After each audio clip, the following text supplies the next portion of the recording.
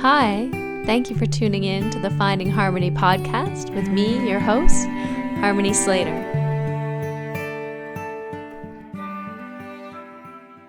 Hi, welcome to the Finding Harmony podcast. I'm your host, Harmony, and I'm here with Russell Case. Hello, Russell. Do you have an intro for this guest today? Do you have any way? I have something. Do you have anything that you want to say? I have something, yes. We really should say something. Our beautiful guest today, the lovely Ms.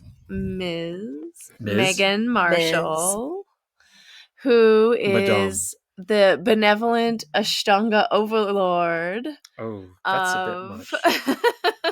Her Mysore program. You can't even say ballet master anymore, and you're going to say that? Well, that's her preferred title, so we're just going to go with it. Overlord. I mean, it's what they call me. Oh, I love my goodness. And mother of four, fellow Canadian. No. She's Brazilian. She's Brazilian.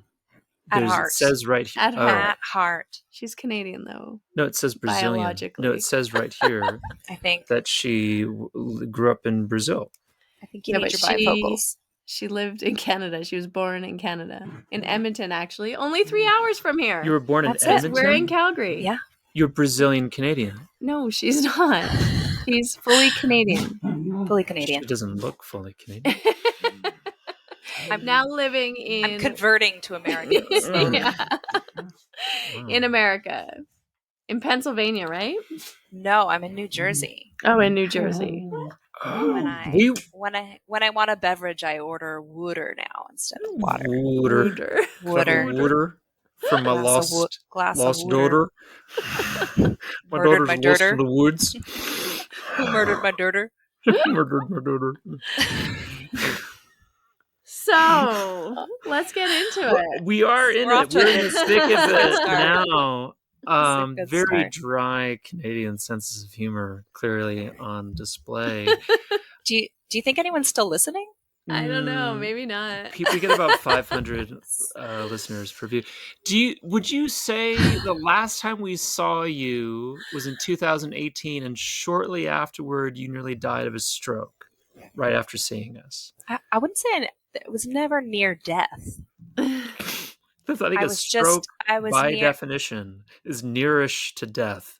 I don't think so. I think it means that you're near suboptimal brain function, but it doesn't mean that you're going to die. I think starving half your brain of blood is probably near. I think you could survive a long time with half a brain. I think a lot of people do. A lot of people do. Evidently. Maybe 50% of the population. Probably a certain percentage of the population is doing fine. I mean, I can't even be sure that 100% of it was ever working in the first place. No, but tell us what happened. This is so crazy, Megan. Oh my God. It was crazy. I was actually practicing at the studio in Mountain View. Yeah. And you've been With our practicing friend Beata. already for a long time. Oh, so snap. You're the second person I know who's had a stroke doing Ashtanga yoga. Yeah. I know who the other person is. Yeah. I'm sure you Let's say do. it on three. One, two, three. Spiros! Yes. That's really Wow. interesting, though. He actually reached out to me afterwards. Yeah. And we talked about it. Who there listening will be the third. Bad things happen in threes. Oh my God. You've cursed somebody. Wow. It's on you now. You are responsible. Yeah, but someone's gonna happen. And it's like, Well, I mean, statistically, it's probably going to happen to someone somewhere at some time. So when you answered the phone, you said, "Who's this Arizona number?" And it was Spiro. What did he say? It was actually Erica. Oh, yeah. Oh. Yeah. Yeah, Erica kind of called. She had heard from Yeah, someone. Yeah. So Or it did you said reach out to Erica her? on the phone, and She had got heard. on Oh, with- you know how she probably. I don't know how she heard. We should ask. She's her. like she has can lots of text friends her right in the now. area because she's yeah, from yeah. the Text area. Erica right now. Text Erica right now. Erica, how did you find out? Yeah, I think she's just connected with the people in the area. Yeah. And Yeah. Oh, she's from And you were Philly. rushed to the hospital. Well, first tell us what happened. Yeah, tell What us the posture story. Were you in? okay, so What went on? I always feel like I don't want to say what posture I'm in. I don't want people to be scared. I want to About know. going into that though. I posture. really wanna We don't have know. to do these postures. Go ahead and tell I us. I don't want anybody to like think that Ashtanga did that to me because it didn't. Possibly. Go ahead. It was sort of an inevitability, I think. It Were was you bad in timing. Mayurasana? I know who was though. Didn't get that far. I was in Tittibhasana A, and at the time, Close. binding for me One was second, very strenuous. madam. I'm so Okay. sorry. Yeah. TT Basana. What TT did I Basana. Oh, I see. Titty. Oh, Titty God, titty. Basana is I not didn't hear correct. I feel like, TT Basana. but I feel like Tittibhasana is kind of I can sell it. I can sell it more when I think so, and I it think Titty we kind all of know does we all know what describe the sells. posture as well. If you have Right, because that's breasts, what's happening, it which I kind of don't. really is but exactly what You the know how hard it is for me to posture is think doing. when you have your shirt off. Like I can't even see straight. It should be called like cleavage creating posture. It is that. maybe that I could use a little of that. I should spend more time in it. Okay, so you were going into A, B. You're transitioning into A. I was going into A. I was in A. And I bound. And at the time, my bind was like. So you were going into B. I created actually. a lot of. Let me just say, I created like a Valsalva situation inside my body. There was a lot of pressure as I was trying to like join my hands. That sounds just like Mayurasana. Right. Yeah. And I think that there was some amazing timing that a blood clot from somewhere in my body had dislodged itself and entered my heart at that exact moment. Yeah. Wow. So anytime when you're rounding your spine and putting pressure on your midsection, you could get a stroke. That's what it sounds like. Well, you need a special congenital defect in your heart in order to have that stroke, which was a hole. I had a hole called I don't remember the full Latin name, but it's a PFO. Okay. It's a hole we all have in our hearts in utero, but the minute we take our first breath, it closes. But apparently, in a quarter of the population, it does not close. And walk around their whole lives with, and it doesn't show up as like a heart murmur or anything? Nope. Oh, so you just don't know. You just don't know until this happens. You could be the third. The third. Oh my gosh. Okay. A lesson in fractions. Anyway, so then I felt lightheaded coming out, but that wasn't alarming. Mm-hmm. And you did the whole thing. You did the B, like the walking part, B, the C, and then you came out. And came out of D, and I was setting up for Pincha. And then I couldn't see my right arm. Oh my god! You couldn't see your arm. You lost vision. I could not see it. And so I kept turning my head to the right, trying to find my arm. And then just my whole right field of vision was just not there. Right. So it didn't matter how far I turned my head. The right never came into view. Right. Is it like closing your eyes or is it different? It's like closing your right eye. Okay. Right. Yeah. Okay, but it was in both eyes. So it was in both eyes. On the right could side. Could not see to the right. Yeah. What? Yeah, amazing. Yeah. That's crazy. That doesn't work. Anyway, so I wasn't alarmed, but I was confused. I was like, what's happening right now? And I thought, I must just be really, like, have low blood pressure or something. And my friend Philippe was practicing on the mat beside me, and he turned and said something to me. I think he saw me. I don't even know. I should ask him what he said. I don't know what he said to me, but I just kind of looked at him confused. And then I just got up and I wandered out into the lobby and I sat down. Yeah.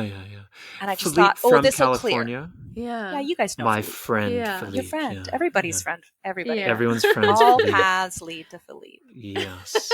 Okay, so now you're sitting in the lobby, and I'm sitting in the lobby, a little bit confused, still not seeing out of the right, anything in the right field of vision. Yeah, and Beata came to just see what was up because it was unusual for me to just walk up and out. Beata, my Polish friend. Yes. Everyone's your friend. We know. Wait, we all know each well, other. you Let's like to keep press feel home going. like- the point that you're better friends with my friends than I am friends with. Do I press home that You point? do press that point. Yeah. How many times have I done that? 300 times? No. With the 300 friends I have?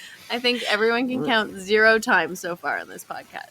Today's podcast makes 1 already. But go ahead. But I feel like this podcast needs more name dropping. Right? point. Okay, yeah. I So think we Beata should- comes out.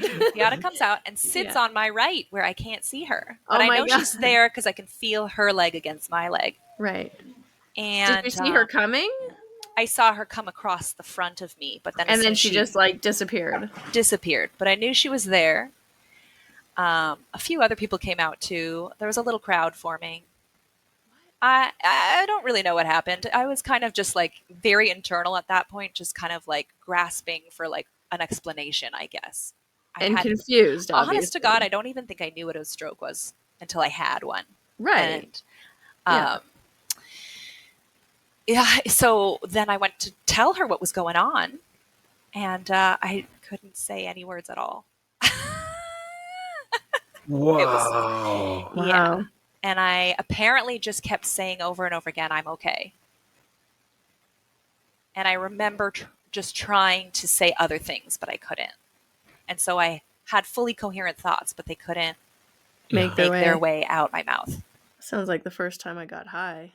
I was thinking the same thing. I was thinking of when I had Yeah. the psychotic episode. Yeah. Right, I couldn't right. speak. I couldn't actually Really? say or form words Me neither. that I really Maybe wanted we were to having say. a stroke. Maybe. I doubt it. But I was Like a drug-induced Yeah. I was having simulation. I was Simulation. having a Simulation. schizophrenic episode, but it was very different. But I couldn't speak to ask for help. I could just like wide-eyed, like Yes. And now that you're describing it that way, I can say I've also had that experience where it's like Yeah. even think I've said things and then I actually haven't. It was all in my Yeah. head, Right. you know. Yeah. Anyway, it was I wasn't scared or alarmed. I was just very, very confused and like looking back in a bit of a fog. Right. Mhm. Anyway, Philippe came around and he was like, something's up. And he called his father-in-law, who's a doctor, and Uh-huh. then asked his father-in-law a bunch of questions. And they ascertained that I should be taken to the hospital immediately, which was a great thing. And Yeah. Volcano happened to be like less than 4 miles away. And they're like a stroke center.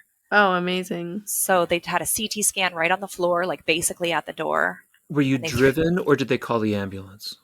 We drove my car. I remember it was a They made you drive? No. No, Who would God. do that? Philippe? Beata? Oh they my just throw the God. keys at me. Here, if you could just it's not our car. We're not insured. I So think- I think Philippe had ridden his bike or something. So Right. he's like, we'll take That your makes car. sense. Oh, yeah. And then Yeah. this part. I got to the car and I knew I had to get in and I could see the door handle of the car, but I couldn't, Open it? I just couldn't even figure out how to arrange my hand to Yeah. like manipulate the handle. And I remember thinking, this is nuts. I actually can't get into the car. Wow. And you're right-handed, right? I'm right-handed. And you would have used your right hand. I And would that have, and wouldn't I have just, that wouldn't have made any sense. I just Yeah. couldn't. I was like, and I knew. I just looked at him, and then he's like, "You can't open the door." And I was like, I just shook my head. He came around. He opened the door. He went in, and then he wanted my keys. And then I looked into my purse, and there were 3 items in my purse: my wallet, my phone, and my keys. And I knew they were 3 distinct objects, but I couldn't assign significance to Right. them, so I couldn't select my keys. Oh, that's awesome. Yeah, That's so bitchin'. right.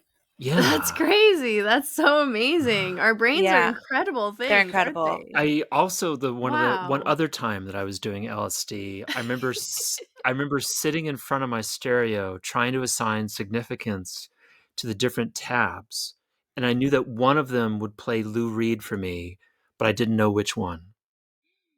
I was like, I don't know which one of these buttons is going to work so that I could play the Lou Reed that I want to play. And so you were stuck in this weird Just sitting purgatory, there, like of, like, blindly absent of hitting Lou Reed. tabs, and was like, which one of these?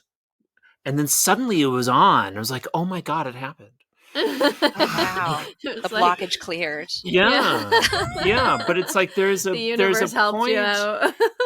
There's a point, they call it a psychomimetic, LSD, and there's a point where you really lose speech and you lose the ability to form speech and to understand speech, and that's kind of an enjoyable period in the trip, and it's just amazing to me that it resembles what you're describing. There's like the brain, the language center is somehow Yeah. altered. Yeah. That's so interesting. Maybe it just stops receiving circulation. I mean, similar to like having a stroke, right? Sure. Yeah. Deactivated. Yeah, I mean, Deactivated, what's yeah. Gone what's offline. kind of interesting in this study where they're doing brain scans for slow breathing versus holotropic breathing, which is more like hyperventilating. What happens is in slow breathing, the connectivity of your brain increases. So, like, there's more electrical connectivity happening, more circuits are being connected in the brain. Mm. And with the hyperventilating or the holotropic breathing, it deactivates. So Right. it's like stopping the electrical activation of the brain. And so it's really interesting because you often have like holotropic breathing was first sort of created by these two psychologists who were doing some experimentation with LSD, and when the LSD experimentation got The Marin guys, Stan Getz, Groff and his wife. Stan Getz is jazz. Yeah. Maybe he did that too. Probably. Yeah. And so they were experimenting with breathwork exercises and developed this holotropic breathing kind of system or exercise that could mimic the effects of LSD on the brain. That's super interesting because they did another study that I've Christina Groff and Stan Groff. Yeah, they did another study that demonstrated how children's brains are different from adult brains up until about age 7, and a child uses all of their brain to understand a thing. So they'll associate things that we don't associate, like jokers, I mean clowns in a drain pipe, and making all kinds of weird associations with things that we don't do.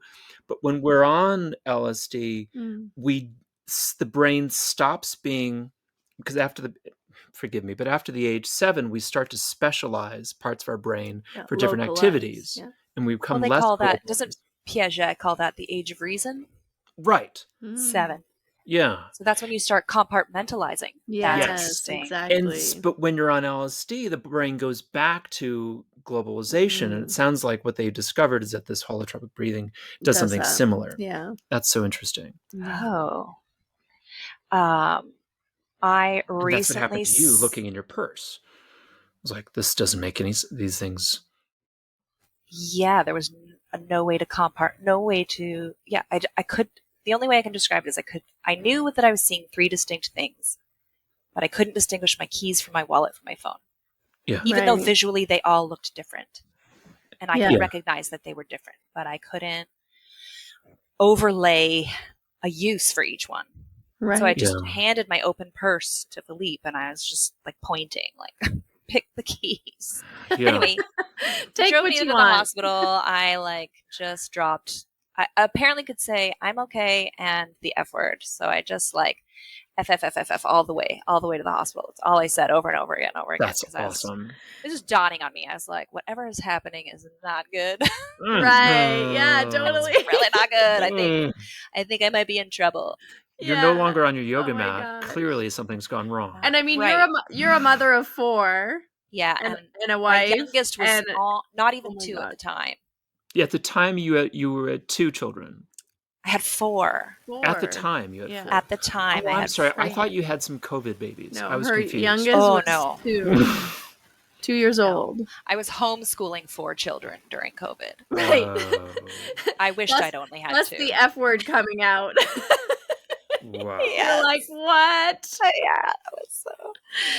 Because I thought you said to us, I missed it. I must have put something together that I wasn't feel like there. I need to give you like a graphical timeline Oh, for that'd be all these great if we events. could do this conversation about your life in a more linear way. But we're Yeah. into this right now. We need to go into it. I want to get back to the hospital. If I could just clarify one thing. I thought you said you were bored and had a bunch of kids, and I thought that was during COVID. No, this is prior. This was when we moved from Montreal to Silicon Valley. And then you were bored and had a bunch of Yes, kids. and Okay. isolated. And, I assumed that was COVID times. I see. oh, Got I it. see the Yeah. confusion. Yeah, Right. yeah. Your brain had decompartmentalized. Yeah, You were totally. making connections that weren't there. That's fine. why I'm It on the happens to all of us. podcast. Yeah. But that's why she has me here, is to do that. Right. To get us off track perpetually. Right. So that we're 10 minutes into the podcast and we still haven't talked about yoga or what I do. No, but this has been all about yoga and what you do. So you're in the It's hospital true. now, and they're doing they- CT scans. are they like cutting into you right away? Carving out? No, not that happened later when we had to fix my heart, which was like Wow. several months later, which apparently was optional. But I was like, I don't want to walk around like a ticking time bomb. So anyway, I digress. Where were we? Oh, back at the hospital.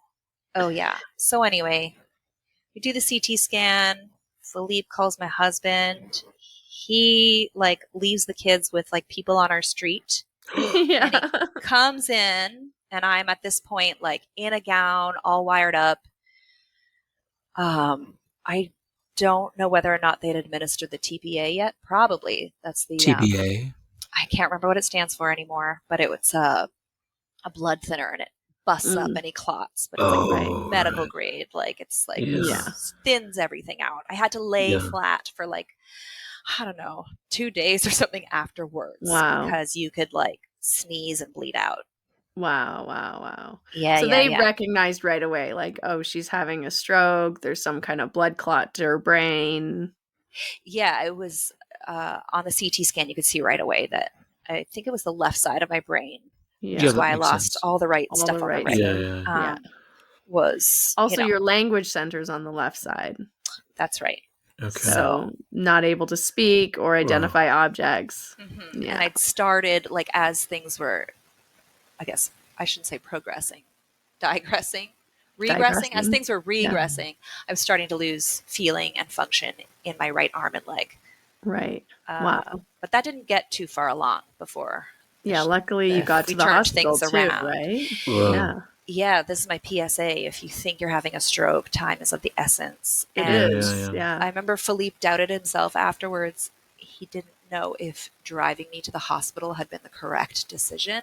Yeah. He was like, should I have called 911 and waited for the paramedics? But he would have got there faster than the paramedics coming. And they said that was the priority. The priority is to get there with speed. They would have had to try to get into the parking lot where the studio is. Yeah. They would have had to load me in a bed, get me to the hospital. Like it was much faster the way we did it. So, That's every good to second, hear. Every second matters for that, for sure. Yeah. And I think for the TPA to be the most effective, I think it's called the time of when you were last seen normal has to be minimal for it to work its best. Wow. I think there's less than a 4-hour window for them to give that drug. Yeah. Which is why they said I was really lucky that I was awake and in a room full of people and not asleep in bed, which can often happen. And then you wake up and it's very hard to rehabilitate because a lot of damage has been done. Yeah. Or practicing alone at home like Spiros who slept for 2 days. I know. Basically passed 2 out. days. I know. He was asleep 2 days. Yeah. Yeah. And I get it. I get how you would just kind of want to like lie down and just let it pass. Yeah. Jeez. And then he did, I hope I'm like allowed to say, he did like speech therapy for like a year afterwards to relearn how to speak, right? He spoke about it on our podcast. Okay. So yeah. All right. Yeah. There's a lot I thought it was known. I didn't. Yeah. I don't think I'm revealing confidential. I think we're talking out of turn. But it's wonderful that he reached out to you to talk with you about the experience. I was really amazing. touched. I was really touched because we didn't know each other, and it was just a nice moment. Yeah. So you got the drugs, you're lying flat, My and husband shows up, yeah. and at this point, I You don't know why. recognized him. Well, I recognized him, and he just like sat down and put his like, his face in his hand, and just like, Aw. he was just like, "Oh my god!" And I think in that moment we were both like, "What does this mean?" Yeah. Yeah, Yeah, like, you don't Yeah. know, right? Does he now have a disabled wife that he has to Right. care for and 4 children? Like, Yeah. Right. I think it was definitely a moment where we were both kind of like, what now? Yeah. Yeah. And then I remember I wanted to ask him about like, where are the girls? Who has the girls? And all I could say was cats. Oh, Yeah, that makes sense. So I would- I'm looking at him and I'm going, cats. And he goes, the girls are fine. Aw, Yeah. That's adorable. Yeah. Good. Yeah. Because they're just like kittens. Yeah. Yeah. Don't cry, You just- sweetie. You Don't put them in start a box. crying. You just put them in a box. Put the and they kittens take in a care of box. The themselves. kittens will be Yeah. fine. If Yeah. they're in a box, they're fine. But it's when the kittens are out in the wild that's when you don't know. Yeah. So I needed Aw. to know that the cats were in a box. and That's they were. beautiful. They were in a box. The girls are fine. Girls are fine. Can I ask you, Gorgeous. like, just to go backwards in linear regression? You were in Montreal, and then I imagine your husband is a software developer and got a job in Silicon Valley. Correct. Is that what happened? Yeah. That's exactly what happened. You have Yeah. your powers of deduction are strong. Yeah. Is he French? His mother is French Canadian, Yeah. and he likes to claim that he can speak French. But one time, oh my gosh, I hope he doesn't listen to this. Sorry, babe. We went to a Tim Hortons drive-thru, and he ordered le tuna sandwich.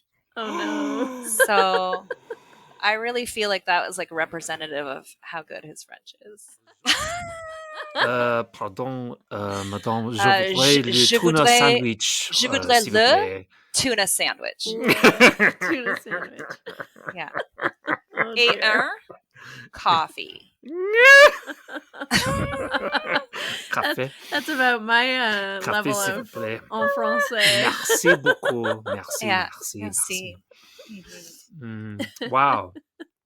Wow, that's amazing. So he must have really had a lot of culture shock in Silicon Valley being French. Must have really struggled to get on. Yeah, it with was hard to people be there. understood. Yeah. Oh, Yeah, that's a shame. But, Wow. you had to do a lot of drawing and gesturing. But you don't identify as Montreal French Quebecois, nothing like that for you. I am like a wannabe. I tell Americans that I'm a Montrealer, but a Montrealer that's would a know that lie. I'm not a Montrealer. Yeah. Even No. I know you're from not a fucking Montrealer. Alberta. Yeah, Canadians know. Canadians are like, Yahoo. I would never tell a Canadian I'm a Montrealer because No. they would know. You'd Obviously, be like, I'm not. what? Yeah, no. Are you? But I tried. For 14 years I lived in Montreal, and I tried to speak the best French and like have all the slang and. That's pretty good. And you know what? Honestly, so did my husband. He had a French Canadian mother. He would remind people of that all the time. So much so that like our French Canadian friends, as a joke, called him Kebs. For Kebs. Quebec, like, hey Kebs, Ah, because Cubs. he wanted, and he's a Montrealer. He is an actual Anglo Montrealer. Yeah, Anglo. Yeah. I'm just a wannabe Montrealer. Do you feel, politically speaking, that you should succeed from the Federation of Canada? Does that something Federation that, of Canada. like, for you Canada personally, isn't a are you federation. on that side of like Quebec out, like Texas? Actually, the very, very first time I went to Montreal was in 10th grade to be part of the, the referendum Referendum? protests. Oh yeah. Yeah, and Oh, I you was on protested the referendum. I went with my 10th grade history class. My teacher organized a bus. My French Amazing. teacher. No, he was my history teacher. That's not, Yeah, he called a bus. Ethically, I don't think that's right. to Well, do things that. were different in the mid 90s. We Mm. all got on a bus. My It 10th was grade hot. class. Yeah, Quebec out was a hot thing in the 90s. That's Yeah. right. Yeah, so we went and we made no posters. We had to be on the no side, which was the like No. stay, Yeah, the stay. stay Don't side. Nova separate. stay. Nova stay. Well, that's Yeah. good. Yeah. I don't think that's allowed to take your classroom to a protest and choose a side. You have But to be isn't there that as like super neutral. badass? Yeah, that's good. I kind of like love it. I don't. Well, he was. I don't think It it was was unethical clearly because nobody was important. forced. Nobody was No. forced. It was Yeah. a choice. Kind of, but Everyone see, had that's the thing about field having trip, you sex have with adults. to. No one thinks they're being forced. You know, when I lost my Wait, virginity to an how did we? adult, What? I Hold on. thought All I had righty. choice, but I Somebody needs didn't. to rein you in here, Russell. Whoa. Yeah, I know that was too left. No. field. I'm You're making making my glacial editing job associations. really difficult again. No, Yeah, it's glacial that's like a big. associations. That's like a big cut. A 16-year-old doesn't Again, know they enough, have choice. enough. All right, so So, tell us about. I just need a minute to recover. Yeah, I'm taking a drink of right? water. Okay, I want to get to the end of this story about the stroke. No, that's over. No. We're moved on. We're back to Montreal now. We're in regress. No. Well, We're no, now in because the regret. reason you asked me about this, or the reason we got to talking about the stroke, was your questionnaire, which asked me to talk about a time that broke me and resulted in a perspective shift. Yeah. Have you had a perspective shift? Yeah. Well, the stroke resulted in a Yeah. perspective shift. Oh. Yeah, so you'd been like practicing for several years in the Ashtanga community, practicing at Ashtanga Yoga Montreal. More than years, like we were going on to my second decade of practice. Yeah. A long So, time. like a long You time. were assigned to drive us as VIP Ashtangis Yeah. around San Jose. And you'd been teaching. That's how much Ashtanga meant to you. I clearly had status You did. in the Ashtanga Yeah. world. Oh, If I was your Yeah. Uber driver. that's for right. a day. You know, Megan's important enough to drive Russell and Harmony around. But you'd been, I mean, and you were teaching and like in the whole thing. And prior to this happening, I think in 2017 and 18 and also in early 19, there was a lot of, stuff about Patabi Joyce coming out and the whole, adjustments and the touching and the, sexual misconduct. We were talking about that earlier Yeah. in this podcast. Yeah. And so prior to my stroke had sort of been that whole storm.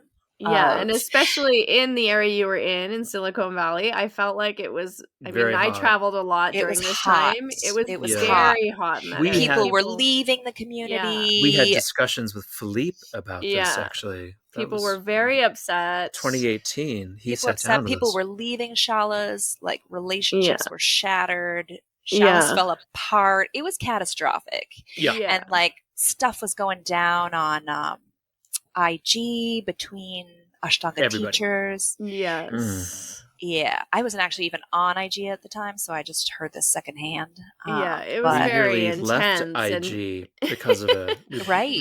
Yeah, It was people were like very ordering other disruptive. people to make statements, and statements were being put up on websites, and code of conducts being put up in shalas, and photos coming down, and photos going up. new photos going up, and Yes, there was a big kind of shift. There's a rupture. Let's call it a rupture. Yeah, that's there a good one. was That's nice. there was a stroke in the Ashtanga yoga community. Ashtanga yoga community had a stroke. Yeah, And I stroking subsequently followed with a manifestation of that. Right? It I had- think so. I Yeah. don't think they're completely disconnected. Yeah, I could it's see it. interesting, right? Yeah. Energetically, how things are affecting us. It's fascinating to notice those connections. I mean, the microcosm and the macrocosm are always mirroring each other. So Right. I know some of the scientists at home are cringing, but like, just bear with us. We're having a conversation. We're allowed to get a little it's woo-woo true. Yeah, on a yoga totally, podcast. 100%. We can connect data points that are not at all connected. These But are the it's freedoms we're interesting. allowed to have. See, that's what I said It's earlier. interesting No. how these things affect people. I mean, Yeah.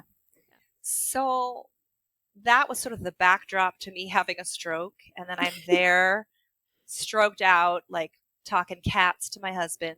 Yeah. And I just was like, I just kind of released my grip on the Mysore scene. Mm-hmm. I didn't want to stop doing Ashtanga. I love Ashtanga. I love the method and what it does for me personally. I find it,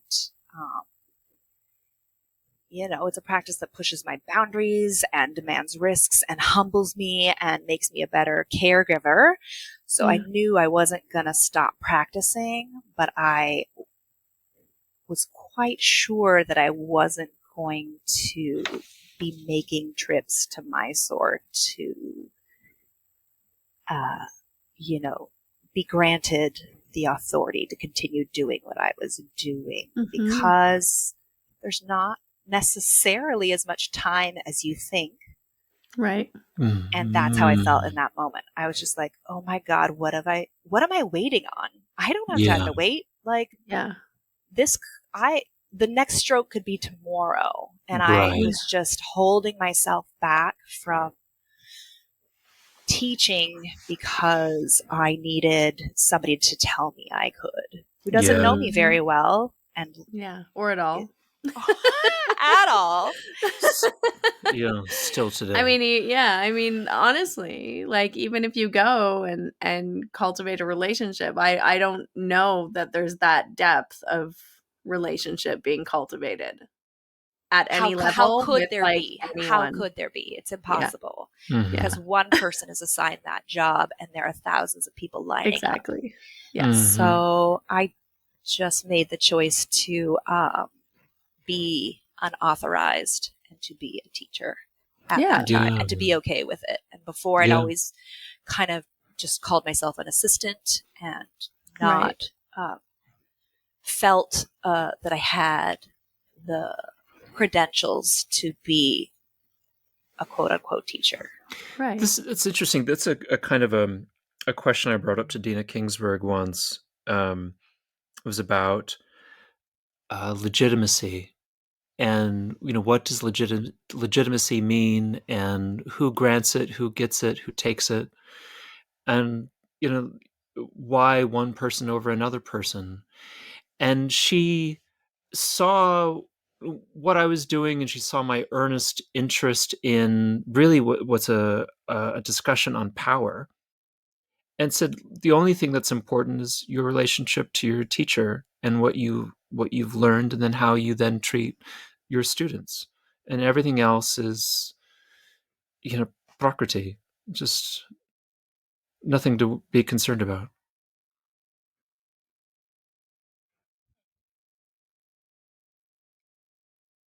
So, but who is your teacher? Oh, I don't think I really have one anymore. But I think all you're left with is prakriti. I just the people that are in front of me, I try and treat well, and I try and treat with love and respect. And I feel like even I feel like if I'm being honest, I feel like the way that Guy taught me to teach was really good. And Is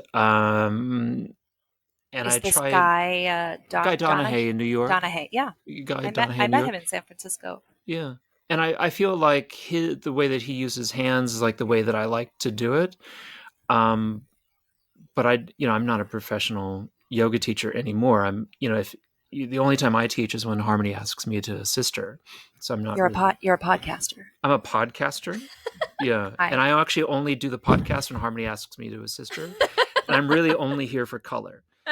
So there's that's the, I mean, this is an interesting this is an interesting thing, though. I mean, I think we all, to enter a field, you need teachers, you need mentors, because we have to learn something, right? We have to learn how to do the thing that we want to do, whether it's, yoga or tai chi or coaching or painting or, music, whatever it is. To become proficient at something, you have to learn a method, you have to learn a structure, you have to learn how to do the thing.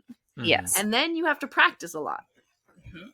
And so at some point, I mean, and those two things are often interwoven, the teaching and the practicing, because at each level that you're practicing, you might need new teaching, right? Because you might then be progressing, or you might need the feedback. You might need to kind of up your skills or up your understanding in some way. Or you might have, I don't want to say that you've upskilled your teacher, but yeah, people outgrow maybe you've teachers, received for sure. all the teachings that they have to offer to you in that moment.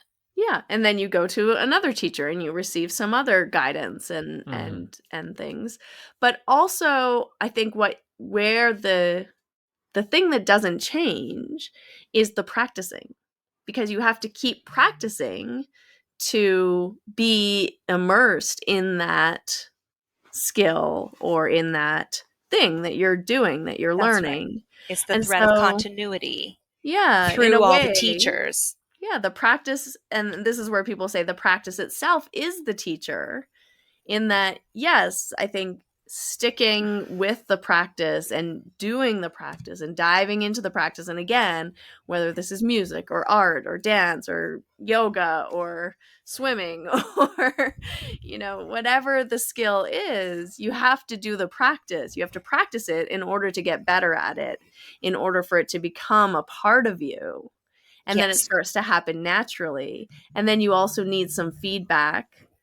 And that could be from teachers, it could be from mentors, it could be from students, it could be from art Injury. critics, it could be from injury, right? It could be from all kinds of things, right? That then you're learning from and you're growing from. And so in that way, at some point, everything, I think, becomes your teacher, and everyone becomes your teacher. Even your students become your teachers, because they're going to also give you some feedback. Exactly. Yeah. Yeah. So And treating that as a relationship and not as a hierarchy Yeah. is transformative. And it's like the first order of business. It is the yamas. That Yeah. is how we operate in a social world. It is Totally. the first step of the 8. It's where we're supposed to start. Yeah. So it's weird when we end there. Yeah. So this is kind of a probably the most controversial thing that we could say on this particular show. Except the part that Harmony is going to edit out. Right. No, I think we're fine with that. That was funny. And if you're listening, you'll never know. Yeah. That was not even rude. That was just funny. Is in coming up in this practice, we so often heard, don't resist and just accept the adjustment. Yeah, And that's not good. we did that, and it didn't work out well. Well, for Harmony and I, we would beg to differ. We thought it worked really well for us. Okay. And but we also heard like some people, some of our senior teachers were actively resisting every adjustment. It's like, oh, you could do that? You can just actively resist an adjustment and control how much you were adjusted. And the certified teacher said, yeah. It was like, oh, fuck, I didn't know you could do that. But that's weird. It's like your own advocacy was not available to you. What's up with that? Yeah. Yeah, there was a hierarchy, and so we engaged in that relationship, and yet we're sitting here today saying, actually, I don't think we would ever do that now with our own student base. But we still, looking back on that time, wouldn't have changed it. I mean, there's lessons to be learned from every situation. And there's and I think, that's what this rupture was about. Yes. Yeah. It was about throwing those chips in the air and everybody getting an opportunity to critically examine our traditions and the lineage and maybe ask some questions and propose a shift. Yeah. Because I wouldn't participate in it now. You wouldn't participate in it now. It's No. crazy. None Yeah. of us would now. Yeah. But Yeah, at the I time, mean, we were all maybe some people would. kind of going along. Yeah. But I mean, it's and also, I would also, I mean, yeah. like, because I would also go back, and if I was 27 again, I would, yeah, as I said before, I would absolutely go You back. probably wouldn't change anything I wouldn't. because, I mean, you wouldn't change it because it is what it is, and you wouldn't be who you are today without those same experiences.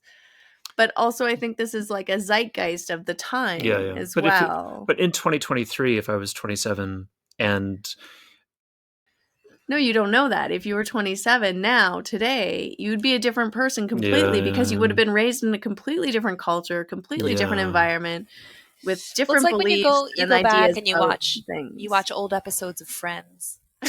Yeah. it's like, Or you know, you want to really go back and watch the first Star Trek, the original. Oh, yeah. Do that.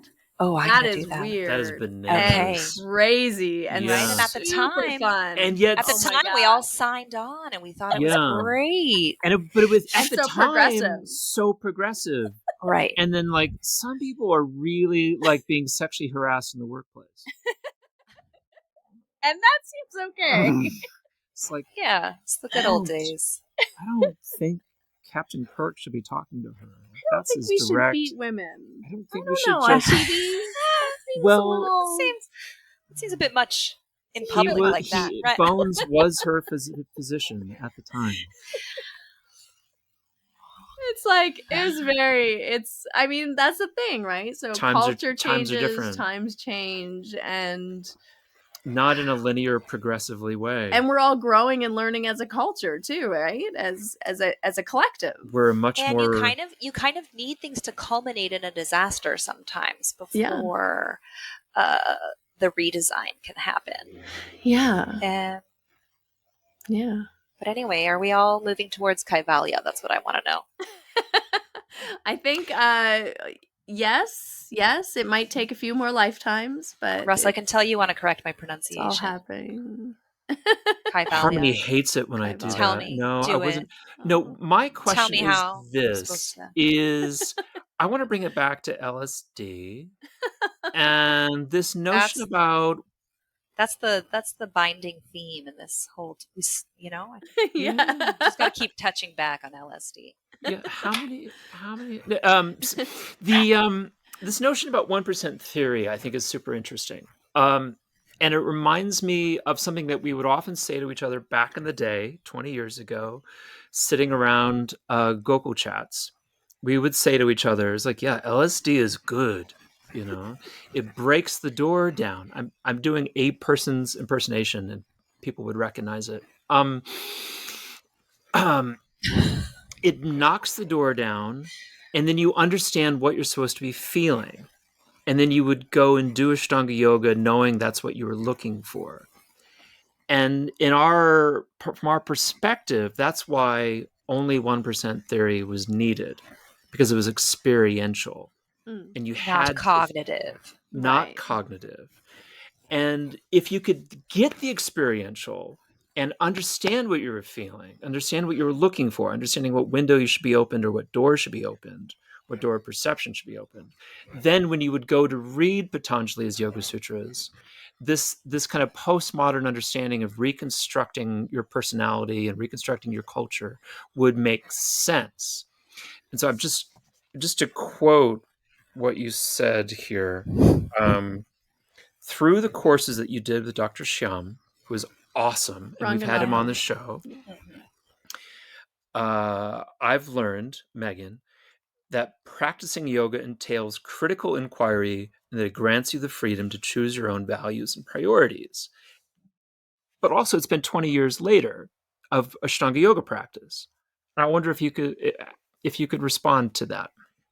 Yeah, I guess what I want to say is, if you haven't studied the philosophy, how can all this asana work propel you towards your best self? Yeah. 100% But agreed. you do the yoga practice to understand where the best self is, and then go in that direction, I and then don't learn think it more works about it. that way though. I don't think it works that way because I see people doing the yoga practice and you know what they give a shit about? They give a shit about how to do a better back bend, how to do a handstand, how to lengthen their hamstrings, how to get their leg They behind their head. And it's like, what the fuck is the point? You're doing fucking gymnastics. This is bullshit. This isn't yoga. You are binging on postures. That's what you're doing. And you think that if you just keep shoving those postures down your throat, that you're going to come to some kind of epiphany. And it's so misguided. Yeah, You need a it's formal weird. education in the philosophy to know where you are steering yourself through all these Yeah. efforts and boundary pushing and humbling that the Ashtanga asana sequence puts you through. Yeah, because what's the point otherwise? I think then this What's is the what point? this is the definition that I would want to Then the I would asana offer just begets is more asana.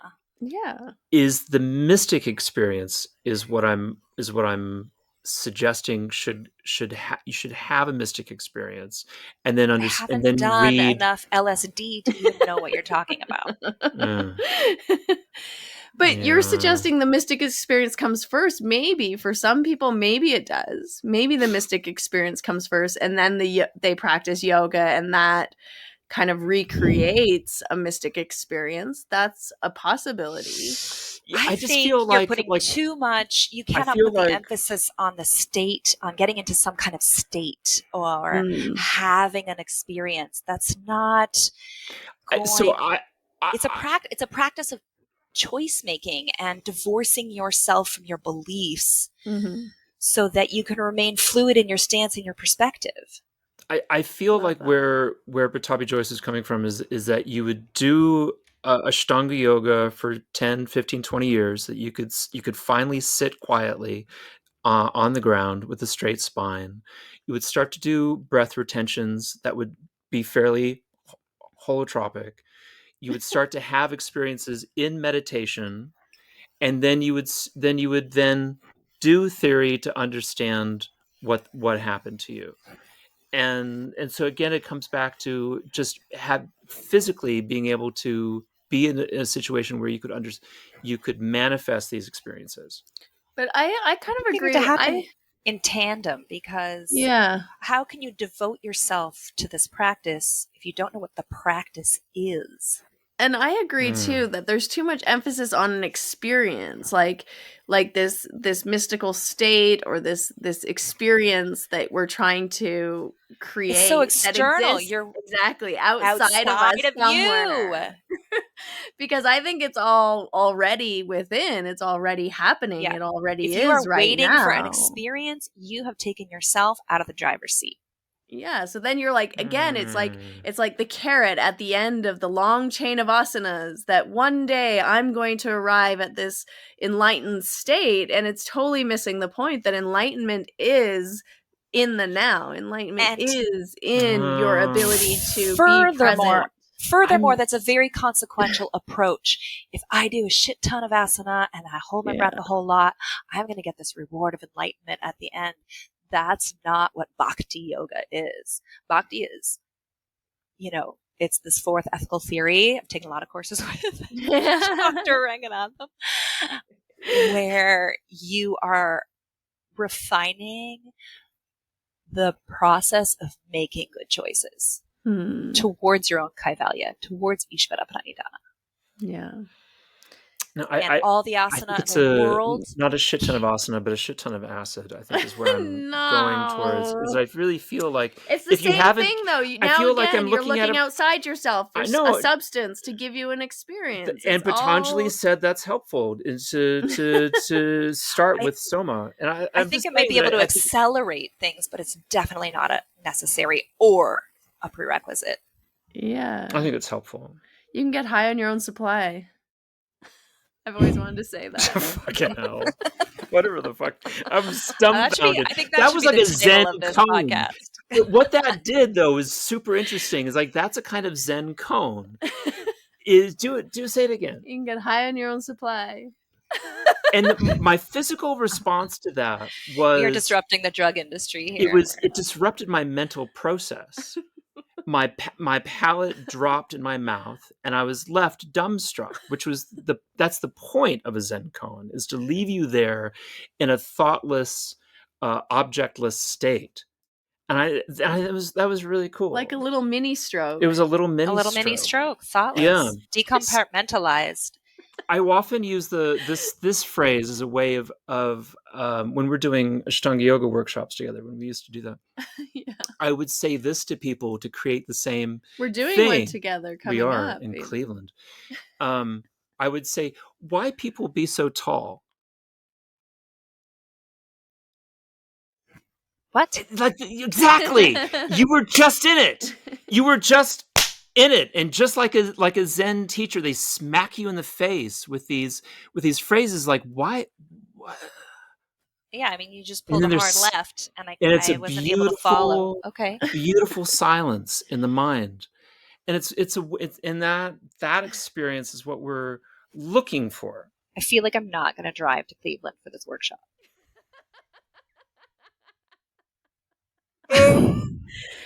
He's going to do a whole afternoon of art theory at the Cleveland Art Museum. This is not an opportunity to sell our Cleveland workshop to Meghan or to our audience. Do I get LSD? No, there's no drugs involved. I could bring it if the group. We're not bringing. We could do one of those monkey surveys. I don't feel safe doing drugs with people. I don't feel safe bringing them across the border, but we have them here. We don't have LSD here. You can buy microdoses for free, not for free, legally online in Canada. You can.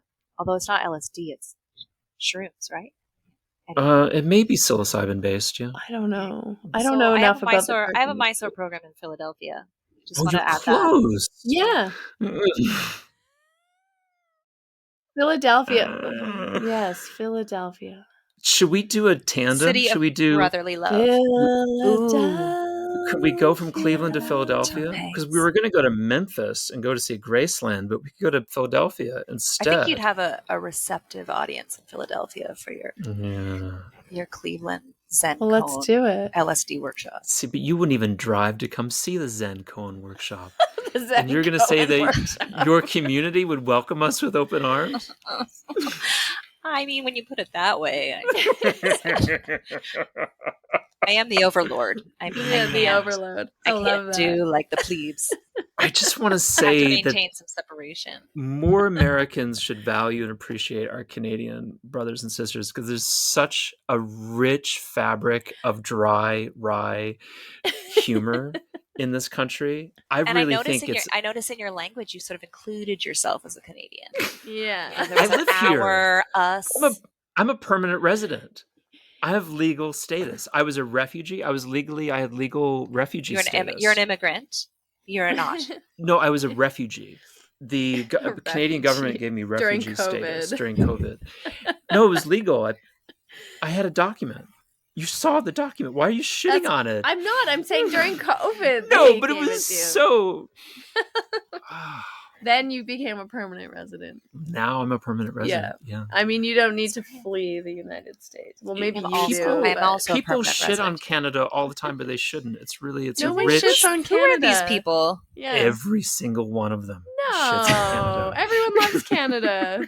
I don't think that's a fact. I think you made that up right now. It is. Your permanent resident status is going to be revoked. That's right. It can't be. It says permanent in the title.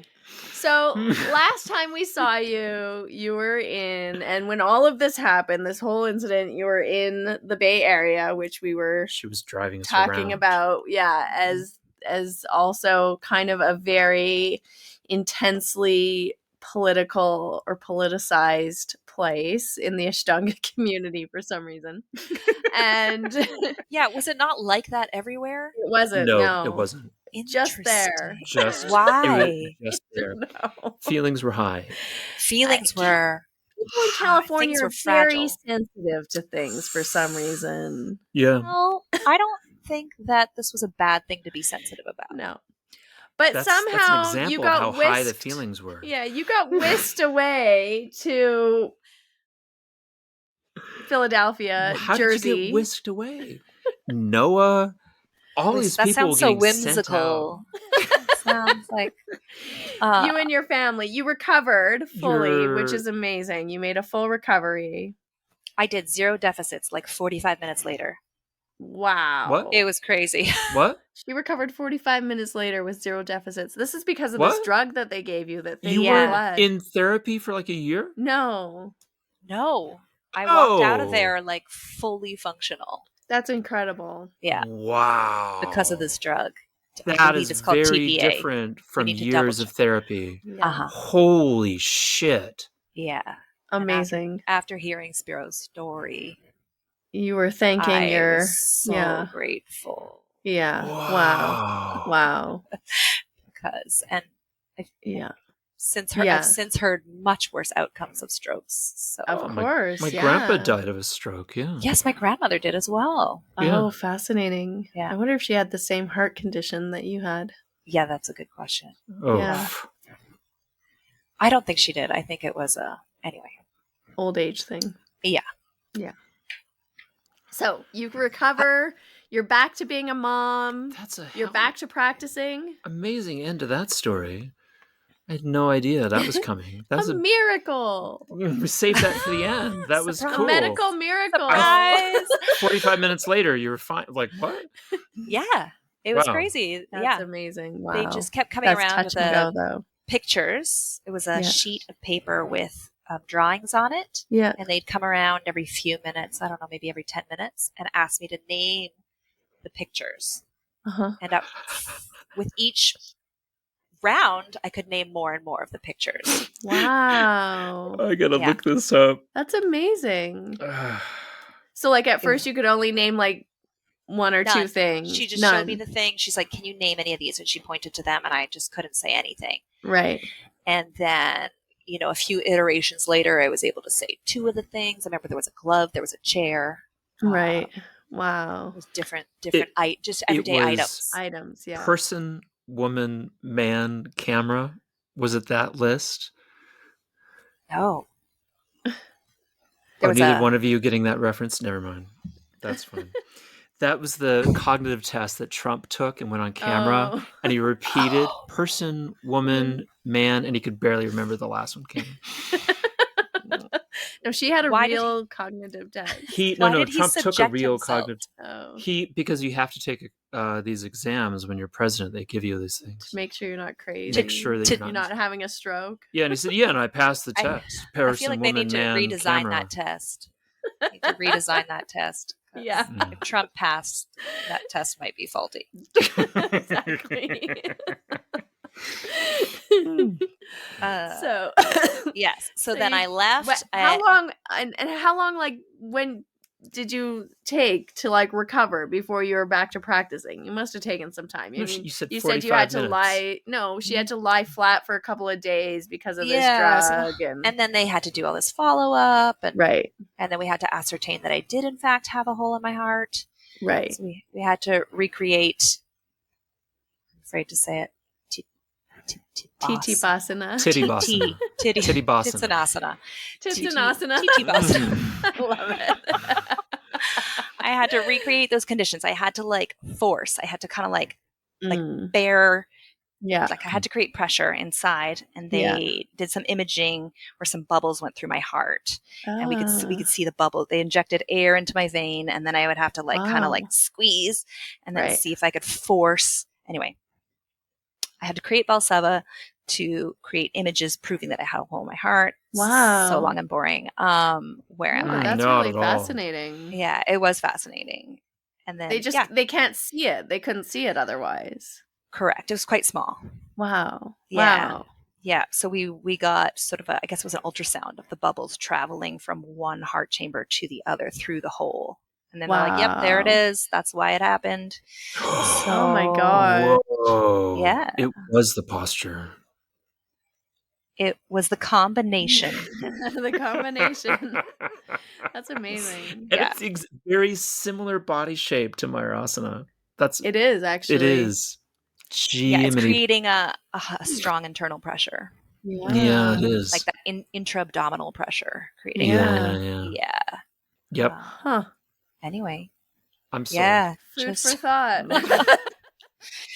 Take a baby aspirin every day and you'll be all right. Take a baby As aspirin. I do now, every day. Yeah. 81 milligrams. Wow. Yeah.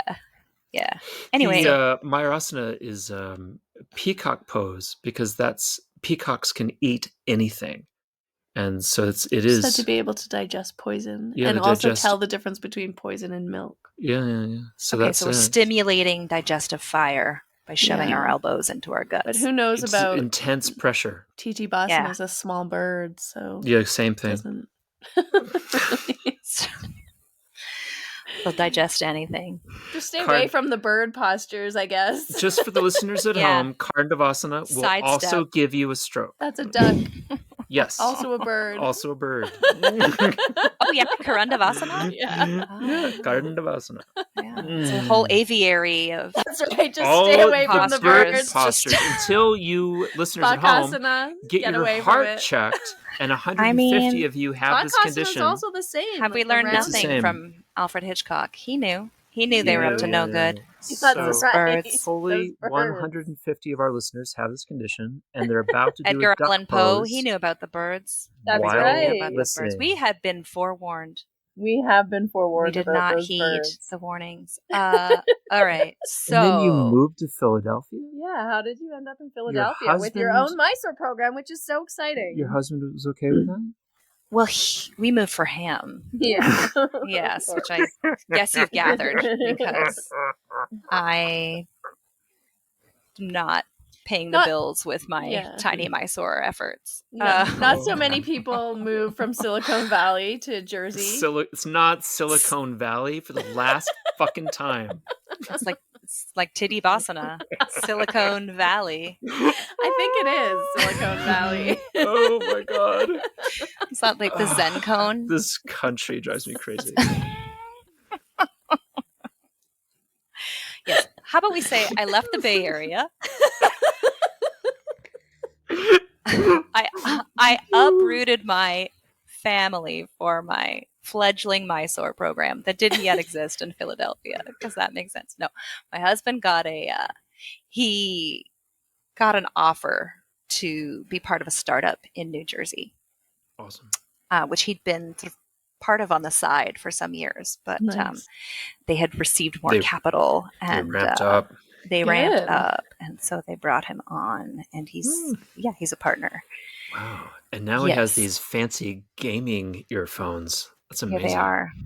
Yeah. Well, I actually, for this podcast, purchased an adorable tiny little lapel mic from Sony, but it was not functional, as we discovered the day before. Well, I'm not in my house. I'm actually in Toronto right now. Oh, amazing. Oh, Who lives in Toronto? why would you be there? I have family, but Yeah. actually the primary reason I'm here is to have David and Yelena have a look-see at my practice. nice. Oh, nice. Yeah. David Robson and Yelena. You can get some Yes. finger wagging. You get some figure wagging. Finger wagging. Yeah. Yeah. Yeah, I got a lot of that. I'm sure. Actually, because I was putting Titibasana where I shouldn't today. So Oh. there you go. Don't put those titties where you shouldn't. Too many titties. Ugh, story of my life. Yeah, you know, Is I it? figure once a year I should catch my ankles on a back bend. Yeah, So- I don't know. I don't think it's necessary, but whatever I'm gets sure. you I'm going. sure. Whatever I gets you mean- going. Harmony I have is to reach that state. So very far ahead of become enlightened. Prakriti and transcending matter in a lot of different aspects of our yoga practice. I can tell you.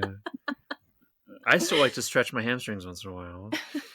But Yeah, like that's on good. like a bookcase Well, or bookshelf. like while you're tying your shoe or something. Yeah. When do I normally do it? When I'm walking the dogs, I'll do a little hamstring stretching. Yeah. Sure. Yeah. That's Why about not? On the extent go. of it. On the go. Yeah. 'Cause Hamstring stretch.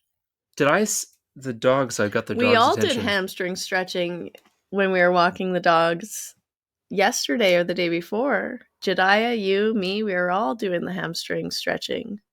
And Intentional. hip flexor psoas stretching.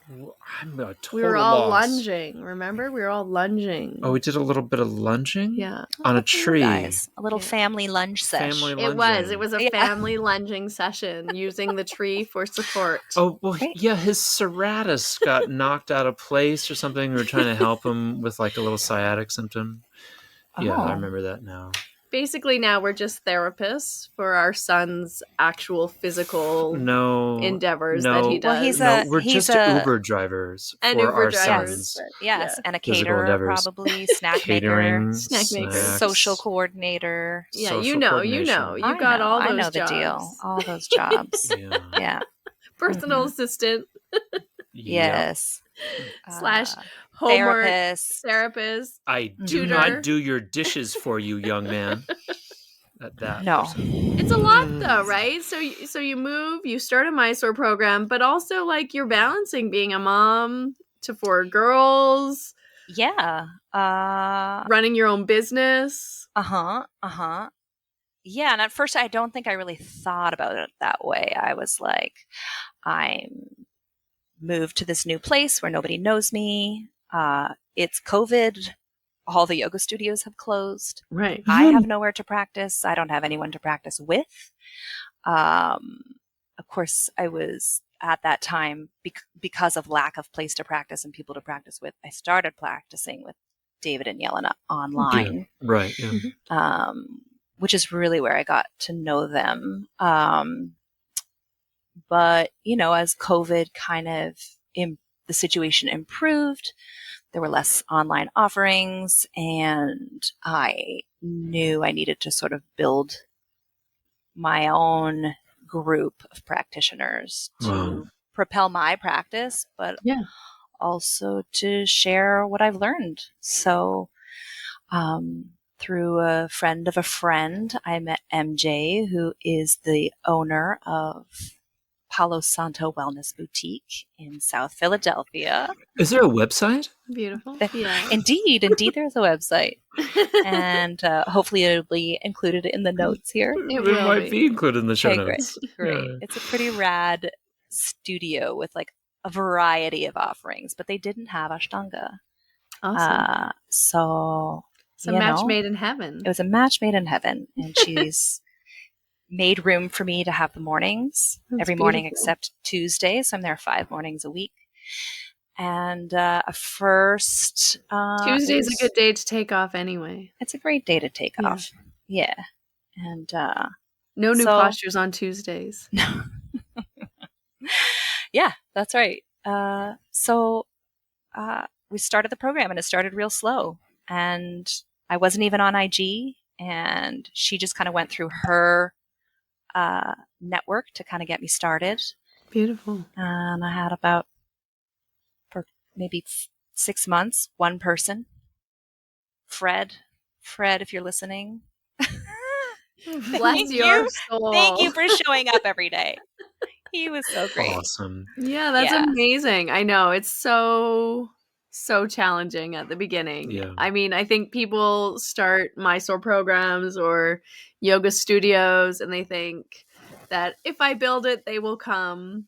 That's exactly what I thought. That's exactly what I thought.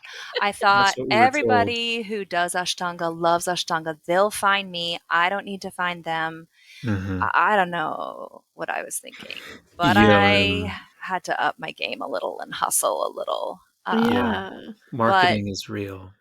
Marketing is real. Yeah, you got to do it. I mean, especially in this day and age, it's a different game. It's a different but like even back in the day when we were told like, no marketing, don't do any marketing. And then like you receive the poster in the mail that you're supposed to hang up for the tour. For the tour stop. It was like, this is just marketing. Yeah, I mean, that's the thing. Also, I mean, it's easy to say no marketing and then say, well, tell all your students to come to me. Send your students to me. That's also marketing, right? That's marketing. So that's like, I guess, people who are uncomfortable with the idea of marketing or pretending they're operating outside of capitalism. No, it's a pretension. Yeah, not exactly. pretending. That's an interesting distinction. And I'm not sure it makes sense, but it sounds good. Oh, no. But so, I mean, it's and that's it's really just a hypocrisy. Yeah. Let's call brass tacks. Let's call it brass tacks. Call it the let's kettle do- black. Let's call a spade a spade. There we go. That's not a good saying. We're gonna though, cut is that it? out. Actually, Let's keep the brass tacks. That was good. That was like way to stick it to them. You're so. I don't know. I'm brass trying to tacks. think of sayings. oh my god, nobody knows these sayings mean anymore. These are very like old. They all sound really Old-timey. old timey. Like when But- you had a hearth, you'd have brass A hearth. tacks and a kettle And a deck of cards. and a deck of cards. And It also sounds like half a dozen of Mysore. one, six of another, Yes. Half a dozen of You one, know? six of the other. six of yeah. another. So you're Yeah, slowly baker's dozen. a baker's. That's 13. Is it? Yeah, a It baker's is. dozen I is didn't- 13. Wow. Yeah, Did You not get a know that. bonus. That's you marketing. do. Baker's That's dozen. marketing. A It's baker's really dozen. good One marketing. for luck. Is it? Yeah. Oh, because you get an extra. You get You an get extra. an extra bonus Buy one. 12, get In one New free. Orleans, we call that lagniappe. A little bit extra. A little bit extra. Lagniappe. Lagniappe. In New Orleans and NOLA. Enola. Enola. Do you know Yeah. about this place? It's French. Yes. It's French. I think we all know about it. Wow. So you were slowly building your Mysore program, and then we reconnected because you joined B School and my B School Mastermind group, which was so fun. It was At the so beginning of the fun, year. and it Yeah. really helped me a lot because I was not really seeing the numbers of people walking through the door that I wanted to because I wasn't putting myself out there. I wasn't sure how to market, and I needed some tips. Mm-hmm. And actually, I haven't really put into effect nearly as much as I would like from the program. But I think just enrolling in the program and having conversations with like-minded businesswomen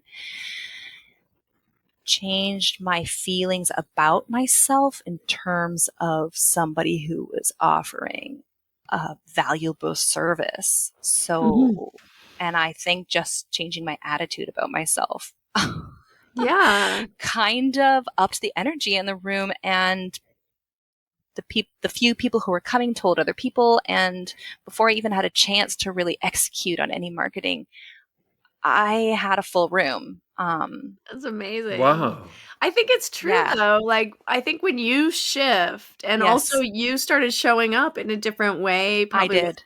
like more confidence and Yeah. like putting yourself out there a little bit more in different ways, like subtle ways, right? Your energy shifts subtly and people then like Feel it. yeah, they feel it and they Yeah. feed it too, which Yeah. is amazing. I think my stance before had sort of been like, well, I've just got this little program, and like you probably don't want to come, and Right. you know. And then I was like, no, this is something that everybody needs. That's been transformative for me, Yeah. and I want to offer it to as many people as possible.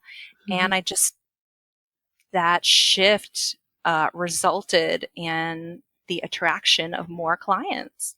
It's amazing. Yeah. Yeah. And I've got my sidekick, Aria, Yeah. who just showed up out of nowhere like a little puppy dog. And It's Amazing. she's like, important. I want in. And Yeah. she started assisting with me, and she's like Awesome. 100%. And I'm sort of strict and serious and like, let's hold the space. And That's why move you're through an your- overlord. yeah, that's right. Move through your trauma.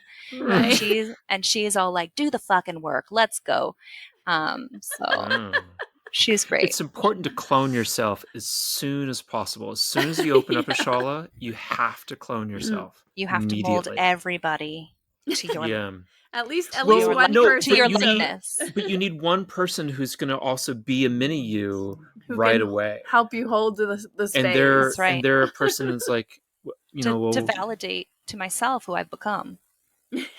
No, Because- so I'm that you kind can of- take a vacation I and mean, get like sick. workload Oh, issues. yeah, This okay, is what and we're that. talking about. Oh, I Really see. practical. I For really practical reasons. I thought you were telling me to rein Arya in. What? No. How do people project stuff onto me all the time? No. I gotcha. All right. Gotcha. I gotcha. I'm on it. Anyway, well, that's why I'm here in Toronto, because Arya's like She's awesome. she's keeping, able to keeping the boat yeah. afloat while Yeah. I'm here. Beautiful. And keeping a consistency and a continuity for everybody, which I also think is really important. Yeah. I think you got to Totally. show up in a consistent way for people to feel trust and to feel they're part of something. And Yeah. Be 100%. mm-hmm. Yeah. I mean, that's like just showing up and being consistent, I think, is like 80% of the work that you're gonna do. Yeah. Agreed. Yeah. Agreed. And that people know they can rely on you to be there. Yeah. Mhm. Yeah. Which is hard. I mean, it's exhausting actually after years of doing that. But Yeah. you're still in the beginning, so enjoy. I'm fresh. I'm fresh, and it seems possible that I could do this forever. Yeah. Good. Let's connect again in about 9 more years. Yeah. When I've reinvented myself. How old are your children? So let's see. I'll start from the top. 12, 10, 7, and 5. So I met Jed when he was 5 and he's now 12, and I'm just imagining all of those versions of him all at once. Yeah, Right. yeah, it's true. Yeah, but How? they couldn't be more different. Oh, really? They are Yeah. distinct people, and Yeah, they they're don't all- even seem to come from the same family. It's so interesting. What You are you are- trying you to are- tell your I am husband telling right now? He's listening. Right. You know that.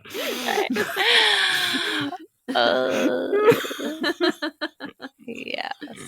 It all came out on the podcast. Whoopsie. Finding harmony was my demise. Everything. Yeah. All this to say, I don't know how much nurture has to do with anything, because they Yeah. Wow, are born intact, and that's who they are no matter what you do. Mhm. Yeah, it's amazing, right? Yeah. The little personalities are kind of, the seeds are already there. They're already just There's coming not into too the world much with to their be molded. yeah, their Yeah. little bag of Yeah. karma already. Mhm. My mom Already full. Yeah. when I got to junior high school, my mom would come home from work and she'd see David and I just like lounging in exactly the same postures that our fathers would lounge, Ooh. and it would creep her out. It was Yeah. like, my 2 ex-husbands are in the house. Yeah. Yeah, it's interesting, isn't it? Yeah. They've done a lot of studies actually. I mean, they're doing more studies on sort of like what gets passed down, and even like learning, the learning that we do in our lifetime changes our genes, and we pass that down to our that's children right. and even like Like in, grandchildren. Bessel van der Kolk there with his body keeps the Oh, score. yeah. That was Yeah. one of the Yeah. findings that this is unfortunate, but like the trauma changes your genetic structure. And It does. that gets transmitted. Isn't that insane? Yeah, it's As amazing. as did the LSD. Yeah. Right. You're going to Yeah. transmit your trip. I mean, but I think it's true. I think the awakenings you have and the learnings also can be transmitted, I know. to- So that's the good news. the yoga can as well, right? Is you the do a lot work of work. The work you're doing on yourself right now will be passed down the line. Yeah. Mhm. As long as you're still of childbearing age and having children. Right. Well, at this point, it's just modeling, but it's not genetics. Too late But for that. you were practicing before you had children, so they're all in good shape. So they are good. Actually, my last child on her own naturally sits in lotus, Yeah. Yeah. just She- all the time. Yeah. Yeah. She's like, Yeah. She saw her mom do it. I'm just Yeah. a yogi. I was born this way. I was And born. she was the latest one to come along, so I'd been steeped in steeped Yeah. yoga for longer. like Yeah, that's matcha right. tea. Sorry. It's beautiful. All right. It's wonderful. Well, I'm Thanks. really super pleased to reconnect with you again and happy It's always to fun. What I share your remember story. is driving around San Jose with you was stupid fun. It was like just the best time in the entire week of doing this bullshit with the Ashtanga yoga. Was actually being in the car with you. It was like, man, that was a fucking good time. Oh, I'm so glad you feel that way. I had a really good time in that car ride too. We Yeah. talked all kinds of crazy. Yeah. I don't even All remember what we kinds. said, but it was Yeah. good times. We talked a lot of shit. We did. Because you're in a vehicle That's right, moving. with out of earshot. Out of earshot. That's right. Yeah. We were free to say whatever we wanted, and we did. Yeah. Did. That's where it all goes down.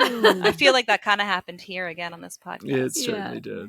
Yeah. Totally. Edit it down to 3 words. Yeah. Your husband, what hair color does he have? Oh, I mean, That's weird. He's blonde. He's Dirty blonde. So blonde. which one of them has black hair? Yeah. The kids. You know what? That's the only color I'm missing. It's the only color I'm missing. That's a good sign then. That's a good Yeah. Yeah. Oh, Good. dear.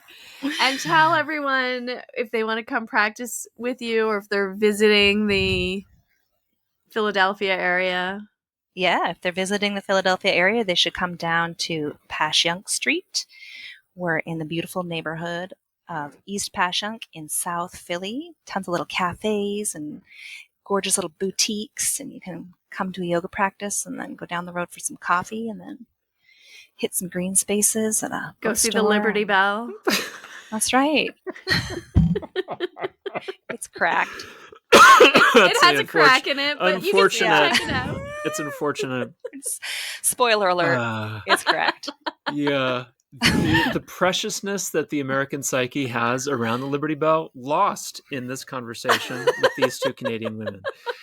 Thank you so much for listening to the show today. Yeah. I'm sorry if you made it this far. Good for you. It's Probably a just like my mom. It's just my mom at this point. It's a sacred fucking bell, ladies. It's fucking sacred. Jesus Christ.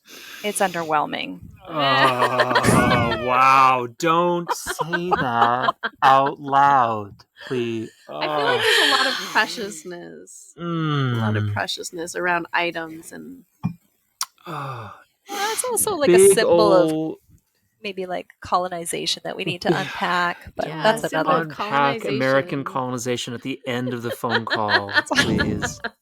I'm exhausted. We can't even unpack this. We'll just drop that little food for thought, Yeah. little kernel, little seed We'll there. let of, everybody like, marinate on that. Yeah. Want to marinate on that? And Yeah. we'll revisit in the next while we're conversation. tearing down monuments, let's just consider ones that are cracked. You know what? It's like a mic drop, Yeah. right? Yeah. Just Boom. boom. Yeah, Walk away. And Curtains. then we can really talk about whether McGill is the Harvard of Canada or not. Okay, Canadians Next have time. no attachment to these things. We don't Yes. care. You can disparage pretty much anything Canadian, and we will probably agree with most of what you're saying. You think I'm going to start? I only I'm ever gonna heard that from Americans at McGill while I was there.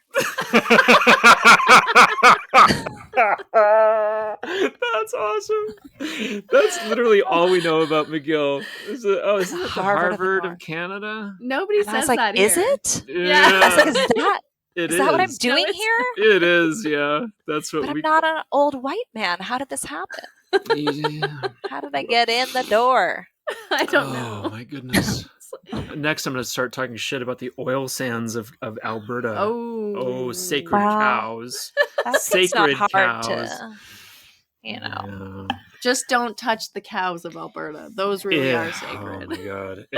If I hear one more thing about the oil sands of Alberta from your dad, I'm out. Oh, from my I'm dad. not- Yeah, but But yeah. I will- have you guys heard of the like wild boars? The wild boars. No. I know that I there's know like that- 40 to 50 of them in every Texan's backyard, and that's why we have assault rifles. They were released into the wilds of Alberta, apparently, Really? and are wreaking havoc. And Of the course they are. They farmers have thought, well, the winter will kill them. No. But they're No. highly intelligent, and they Yeah. built these burrows that they lined with cattails Yeah, Oh, yeah, to amazing. good. stay warm. Oh, They're cool. like Yeah. highly intelligent. They and produce two Wow. pigs produce 40 pigs a year. Wow. 40. that's a lot of But- bacon. Pure veg. I was gonna Megan- say Like Megan's pure like veg, by Canadian- the way. Is that what they- Canadian is that bacon. Canadian bacon. Canadian bacon. It's Yes. There we Canadian go. bacon. Yeah. So I you're was going to gonna tear down say- Canadian bacon. It's an That's institution. another So sacred get pig. on board. Yeah. Get on board. All I was right. gonna say, I mean, that's proof that we shouldn't eat those little piggies because they're so smart. They're just so many. Yeah, of they're them. little padushas Yeah. Little in the piggies. wild. But then you brought up the Canadian back bacon, and it's like it's all downhill from here. So we It got. was another Zen cone moment. I could shave off some of my I back saw Russell's bacon. palate To be honest, expand I could or drop I or could lose some of whatever. it. If Okay. I s- yeah. This was over like 10 minutes ago, right? I know. Thanks, Megan. Let's stop it here. Yeah. Love oh my you. gosh. Don't hate- So much don't- fun. Don't So much close your fun. computer. We're just gonna stop this here. Thanks for listening to this episode of Finding Harmony. With me, your host, Harmony Slater. You can find out more information on my website, harmonyslater.com, and I look forward to connecting with you again soon.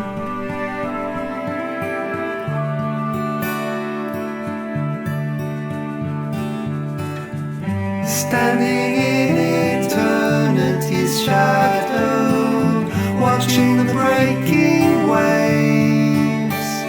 There's a hard wind and the soil